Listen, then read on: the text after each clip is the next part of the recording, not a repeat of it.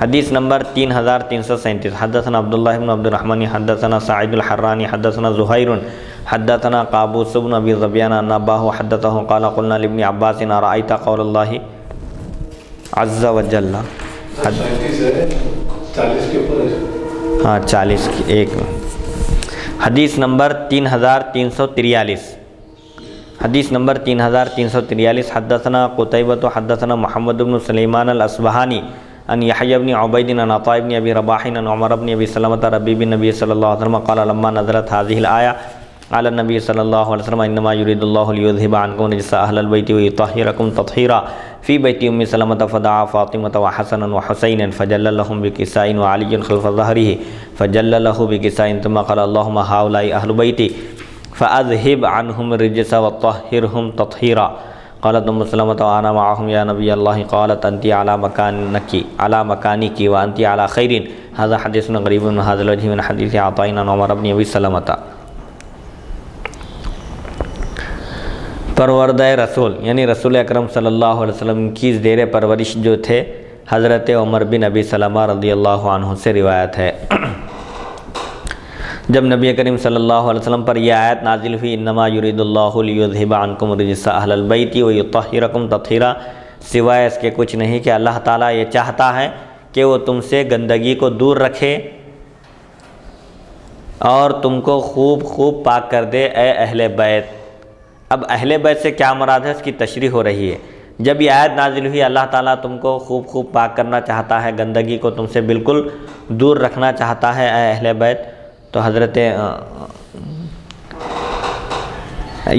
عمر بن ابی سلمہ فرماتے ہیں کہ میں اس وقت حضرت ام سلمہ رضی اللہ عنہا کے خانہ اقدس میں تھا. حضرت صلی اللہ علیہ وسلم نے حضرت فاطمہ، امام حسن، امام حسین رضی اللہ عنہم کو بلا کر چادر مبارک اڑھا دی اور حضرت علی رضی اللہ عنہ بھی حضور اکرم صلی اللہ علیہ وسلم کے پیچھے تھے، آپ پر بھی آپ نے چادر اڑا دی.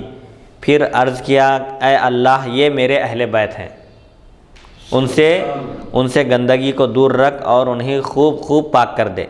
حضرت ام سلمہ رضی اللہ عنہ نے عرض کیا یا رسول اللہ صلی اللہ علیہ وسلم میں بھی ان کے ساتھ ہوں، آپ بھی چادر مبارک میں شامل ہونے کا ارادہ ظاہر کی. تو آپ صلی اللہ علیہ وسلم نے فرمایا کہ تم اپنی جگہ ہو اور تم بھی بھلائی پر ہو، تمہارا بھی مقام و مرتبہ ہے، لیکن اہل بیت اطہار سے مراد یہ مقدس ہستیاں ہیں، حضرت سیدنا علی ابن ابی طالب، حضرت فاطمہ، حضرت حسن، حضرت حسین رضی اللہ عنہم.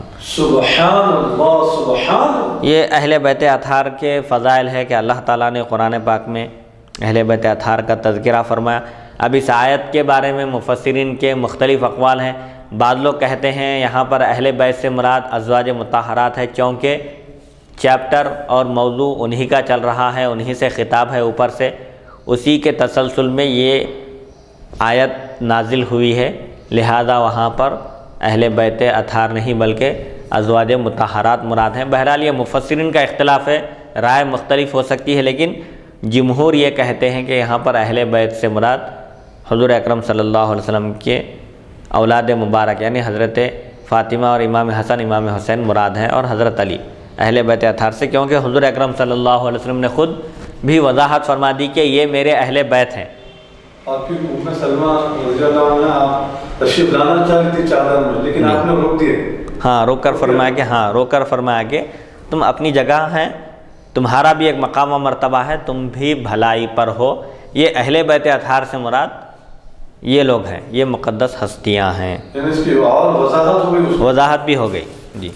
اور بعض لوگ جو کہتے ہیں کہ یہاں پر اہل بیت اطہار مراد ہے، وہ کیسے؟ اس لیے کہ عنکم آیا، عنکم یہ ضمیر مذکر کے لیے آتی ہے، اسی لیے یہاں پر اہل بیت اطہار مراد ہے کہ حضرت علی ہیں، حضور اکرم صلی اللہ علیہ وسلم ہیں، حضرت علی ہے، امام حسن ہے، امام حسین. ضمیر مذکر کی لائی گئی. اگر ازواج مطہرات مراد ہوتی تو عنکم کے بجائے عنہن آتا تھا. یہ بھی ایک استدلال ہے.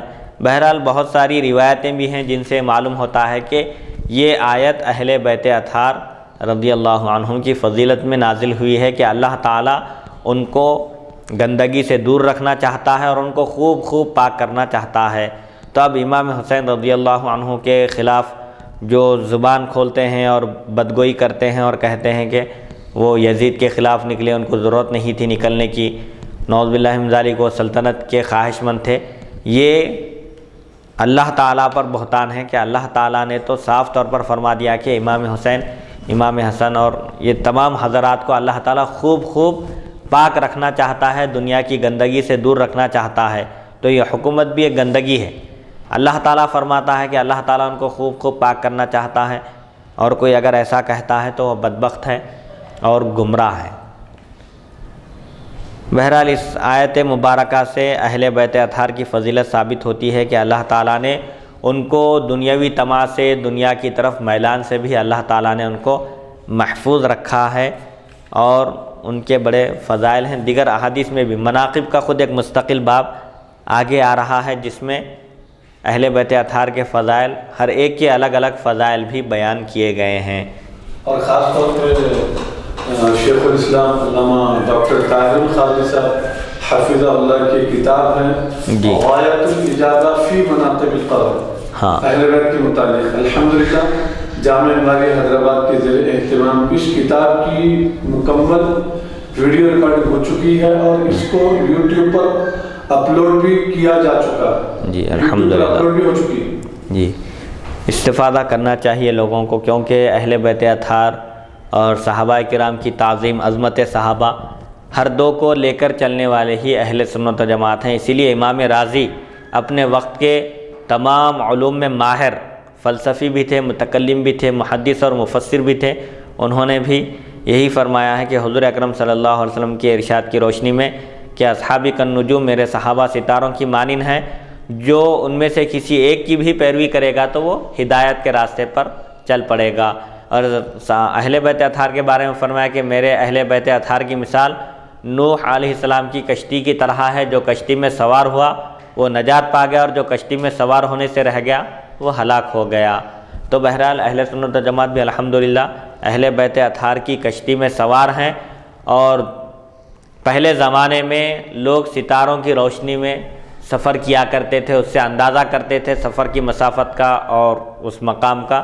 تو ایسے ہی اہل سنت و جماعت اہل بیت اطہار کی کشتی میں سوار ہیں، اور صحابہ جو ستاروں کی مانند ہیں، صحابہ کے ستاروں کی روشنی میں منزل مقصود کا سفر کر رہے ہیں۔ انشاءاللہ ہم ضرور منزل مقصود تک پہنچیں گے۔ آمین۔ جو ان دونوں میں سے کسی ایک کو چھوڑے وہ گمراہ ہو گئے، اسی لیے دونوں کو لے کر چلنا ہے، دونوں کے فضائل ہیں، دونوں کے مناقب ہیں، چاہے اہل بیت اطہار ہوں یا صحابہ کرام ہوں، سب کی تعظیم، سب کا احترام، سب کے فضائل بیان کرنا یہ ہمارے لیے ضروری اور واجب ہے۔